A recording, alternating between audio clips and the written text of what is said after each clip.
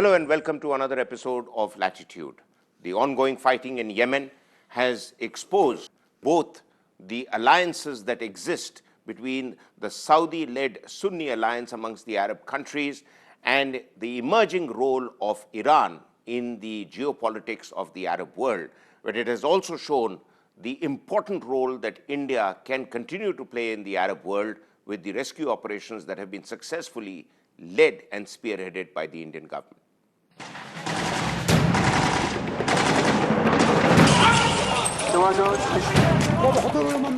The ongoing fighting in Yemen between the forces of its Saudi-backed President Hadi and the Iran-backed Shiite Houthi rebels is the latest in the series of sectarian conflicts that has kept the Islamic nations of the Arab world on edge for several years now. With the Houthis having hounded out President Hadi and his dysfunctional regime, the irony of Saudi Arabia having cobbled together an alliance of 7 monarchies to restore democracy in Yemen is not lost on observers. Nor is the fact that elsewhere in the Arab world, the backing of Sunni militias by Saudi Arabia and Qatar in Syria has led to the rise of ISIS, that is now facing reverses against the Iran-backed Iraqi army. And in all this, it is the innocents that are caught in the crossfire, like the thousands of Indians working in Yemen who were evacuated this week by the Indian government along with citizens of over 26 countries. 11 Indians also came out on a Pakistani ship, but the dilemma for Pakistan's government is a bigger one. The Saudis now want them to do more than rescue their own citizens. Having bankrolled several Pakistani regimes, Riyadh is now asking for payback, wanting Pakistan to send troops and join the conflict in Yemen. But the Pakistan army is already stretched, fighting America's enemies and its own demons like the Taliban. And by fighting for the Saudis against the Iran-backed Houthi rebels, Pakistan would only add to its already volatile internal Shia-Sunni divide. To discuss the events in the Arab world and its implications both for international politics and for India, we have with us Mr. Talmiz Ahmed, who's been India's ambassador to Saudi Arabia twice and ambassador to Oman and the UAE. And also with us is Mr. Awad, who is currently the South Asia Bureau Chief of Sana'a. Mr. Ahmed, do you feel that what is evolving in Yemen in many ways reflects a kind of obverse of a situation that has been prevalent in Iraq and further in Syria for the last several years? And clearly, the sectarian politics and the line being pushed by some of the major powers in the Arab world is causing the kind of instability which was unforeseen several years ago by many analysts. The principal point to be noted is there is now a breakdown in the balance of power in the region. It began with the American invasion of Iraq in 2003 and the empowerment of a Shia authority in that country. This is since then, many other developments have taken place across the region, particularly after the Arab Spring. They have all given Saudi Arabia the impression that it is increasingly at a strategic disadvantage vis-a-vis Iran. This is specifically the fall of the Mubarak regime in 2011, and after that, the massive reform movement in Bahrain. Saudi Arabia now sees itself facing an existential threat from across the Gulf. And this threat is articulated in strategic terms as well as in sectarian terms. It is principally a strategic divide, and it's a strategic concern, but onto this, artificially, a sectarian veneer has been provided. Mr. Awad, while in Yemen, it is the Sunni-led coalition of the Saudis that is trying to get Yemen back into its fold, supported, some say, by Iranian-trained rebels.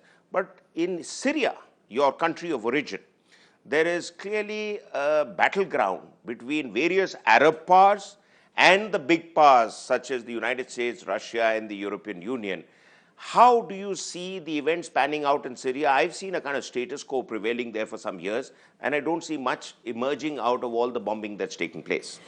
I think General Wensley, the United States leader of the NATO in 2007, made it very clear that the United States wanted to topple 7 regimes in the Arab world, including Syria, Yemen, Libya, Iran, and also Egypt and Tunisia. And these are part of the American policy in the region, regime change.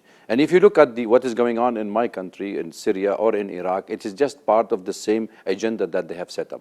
The proxy war, which was Saudis leading it, it's not the Sunni as such as in the picture. It is just the lead of the greedy countries which have been enjoying the money of the Saudis and the Qataris, and the Turkey on one side, along with these countries, are leading the war against Syria and against Iraq. And IS is just their own creation. Therefore, Syrian situation is being an installment because of the total destruction of the Syrian is not being completed yet by them. And they have come to a stage realize that the danger of IS has become more into them rather than the region. So therefore, they wanted the cooperation of the Syrian government now to talk in terms of fighting the IS together and not a regime change. I think the Saudis feel that they are unable to topple this regime. They are unable to topple any other regimes in the Arab world like they have done in Libya, which with their own money. Now they are trying it in Yemen, which is a part of the US policy in the region. And I think that is going to be a trap for the Saudi Arabia, because Saudi Arabia is writing their death trap inside Yemen, because Yemen, as the Saudis always say, it will be either the goodwill or the badwill will come to against the existential of Saudi Arabia rather than from Iran. So to give it 2 points. One is Saudi Arabia is coming up again and again in this conversation. Clearly, it's a big player. 2 issues about the Saudis. One is, to what extent have they influenced events in Syria, Iraq, elsewhere, and the kind of philosophical or other support has led to the creation of ISIS? And more importantly, how is the relationship between Saudi Arabia and Pakistan going to pan out, with Pakistan now dragging its feet to provide the physical support that is their paymasters over the years, the government in Riyadh is expecting them to deliver on?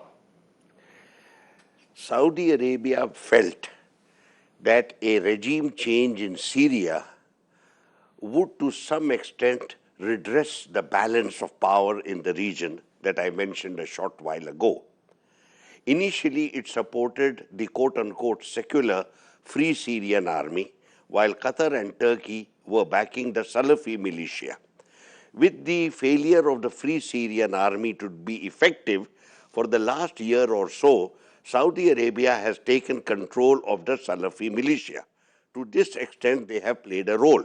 But we must also recall that Bashar Assad, right at the beginning of the conflict, also mobilized support for himself on the basis of his foundational support base, and that is the Alawi community.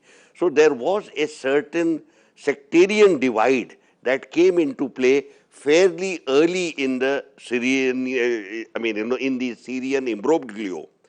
Similarly, you see in the case of Yemen, the Houthis is an entirely domestic phenomenon. I think the extent of Iranian influence upon them has been grossly exaggerated. Certainly, they have been active in Yemen since 2004, and there has been no evidence of active Iranian support to them. They have fought 6 armies against Ali Abdullah Saleh. Also, this constant reference to Shia and Sunni is not helpful. Ali Abdullah Saleh, who ruled the country for nearly 40 years, was actually Shia Zaidi. What is interesting that has emerged in both your views, and there is a consistency, that the sectarian divide has been played up too much. And quite clearly that it is not so much as the Shia-Sunni divide as the game that big powers like the United States are wanting to play in the Arab world, and the unfortunate recipients at the end of it are the people on the ground who are caught up in the crossfire. We'll be back after a break to look at the implications of the ongoing instability in the Arab world on India.